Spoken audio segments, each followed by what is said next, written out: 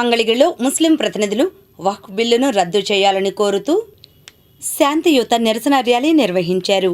స్థానిక జామియా మసీదు వద్ద నుంచి తహసీల్దార్ కార్యాలయం వరకు ర్యాలీ నిర్వహించారు. అంబేద్కర్ సెంటర్లో మానవహారం నిర్వహించారు.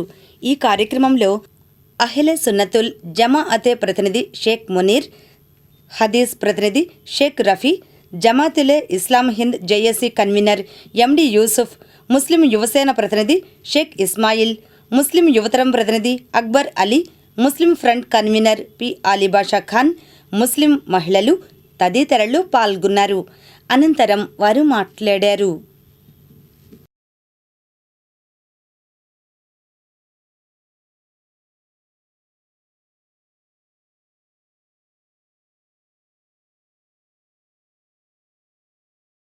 ద్వంద్వ వైఖరిని ఖండిస్తూ ఈరోజు మంగళగిరిలో అంజుమన్ ఆధ్వర్యంలో అందరం కలిసి ఈరోజు ఈ నిరసన ప్రదర్శనని చేయడం జరిగింది.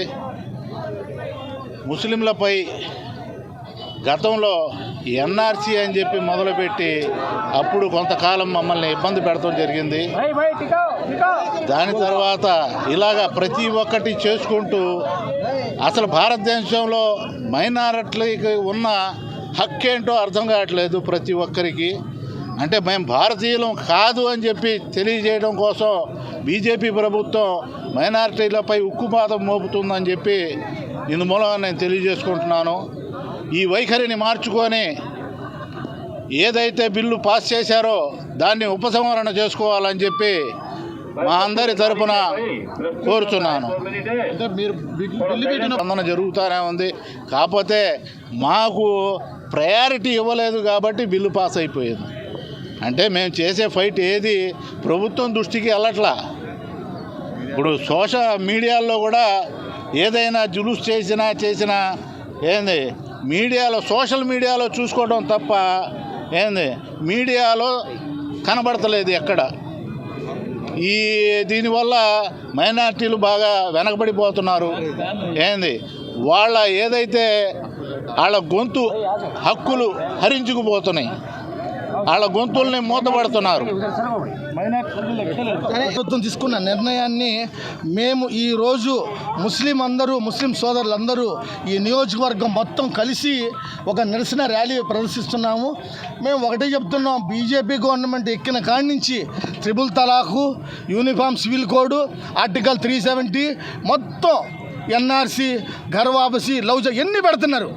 కానీ మీరు ఒకటే చెప్తున్నాం, ఈరోజు మనం నార్త్లో చూస్తున్నాము, మసీదులు రోడ్డు మీద నమాజ్ చదివితే వాళ్ళకి పాస్పోర్ట్ కావాలని వాళ్ళ మసీదులు అవన్నీ చేస్తున్నారు. నేను ఒకటే చెప్తున్నా, దయచేసి మన ముఖ్యమంత్రి గారిని ఇలాగా 4 రాష్ట్రాలు అసెంబ్లీలో పాస్ చేశారు, మీరు దయచేసి పాస్ చేసి ఈ బిల్లుని వెంటనే రద్దు చేస్తారని మేము చెబుతున్నాము. అలాగే ఇది ఆర్టికల్లు 25, 26, 14, 15, 300 ఏ ఆర్టికల్కి వ్యతిరేకంగా ఉంది. ఇవాళ మేము సుప్రీంకోర్టు కూడా వెళ్ళాము. దీని మీద సుప్రీంకోర్టు మీద మాకు నమ్మకం ఉంది, పూర్తిగా న్యాయం చేస్తామని. ఇప్పుడు మన అంజుమన్ ఆధ్వర్యంలో ఒక మెమోరాండం కూడా ఎంఆర్ఓ గారి ఇవ్వడం జరుగుతుంది. బీజేపీ ప్రభుత్వం తీసుకొచ్చినటువంటి వక్ఫ్ చట్ట సవరణలు నిరసిస్తూ మంగళగిరిలో ఈరోజు ఈ నిరసన ర్యాలీ నిర్వహించడం జరుగుతూ ఉంది. ఏదైతే ఈ చట్ట సవరణలు ఉన్నాయో ఈ చట్టాలు పూర్తిగా రాజ్యాంగ విరుద్ధం, ఇది మత స్వేచ్ఛను హరించేటటువంటి విధంగా ఉన్నాయి. గతం నుంచి ఇప్పటిదాకా బీజేపీకి పరిపాలన చూస్తే ఈ దేశంలో హిజాబ్, హలాల్, అజాన్, నమాజ్ అంటూ తీవ్రమైనటువంటి దాడులు చేస్తూ ఉన్నటువంటి నేపథ్యం, మైనార్టీల యొక్క ఆర్థిక, రాజకీయ, సామాజిక స్థితిగతులు హీనాతిహీనంగా ఉన్నాయని జస్టిస్ సచార్ కమిటీ ఒక పక్కన చెప్తే మేము మైనార్టీలను ఉద్ధరిస్తామని చెప్పి మాట్లాడినటువంటి ఈ మోదీ ఇతను తీసుకుంటున్నటువంటి ఈ చర్యలు, ఈ చట్టాలన్నీ కూడా మైనార్టీలకు విఘాతం కలిగించేటటువంటి విధంగా ఉన్నాయి. ఒక పక్కనేమో మోదీ గారు బేటీ బచావో బేటీ పడావో అని చెప్తా ఉన్నాడు, కానీ ఇక్కడ బేటీ సతావో బేటీ రులావోలాగా ఉంది. ఏదైతే ఈ వక్ఫ్ చట్ట సవరణ లేక దీని యొక్క కుట్ర మొత్తం కూడా ఈ ఆస్తులను మొత్తాన్ని కూడా అదానీలు, అంబానీలకు ధారదత్తం చేయడం కోసమే ఈ రకమైనటువంటి కుట్ర పండుతారని మేము చెప్తా ఉన్నాం. ఆయన హిందూ ధర్మ పరిరక్షకుడు అని చెప్పుకోవడానికి కూడా ఓటు బ్యాంక్ రాజకీయాలు చేయడం చూస్తూ ఉన్నాడు. ఆయన నిజంగా ఓటు బ్యాంకు రాజకీయాలు, ఇది హిందువుల పరిరక్షణ కాదు, ఇది ముస్లింల మత స్వేచ్ఛను హరించడం. రాబోయే కాలంలో క్రైస్తవుల మీద, సంస్థల మీద దాడులు జరుగుతాయి. అదేవిధంగా హిందూ ఎండోమెంట్ యాక్ట్ ఏదో ఉందో దాని మీద కూడా దాడులు జరిగేటటువంటి ప్రమాదం ఉంది. ఆయన ఏదైతే ఈ వక్ఫ్ బోర్డు ఉందో, కౌన్సిల్ ఉందో ఉందో దాంట్లో ముస్లిమేతలను తీసుకొస్తానని చెప్పి మాట్లాడుతూ ఉన్నాడు.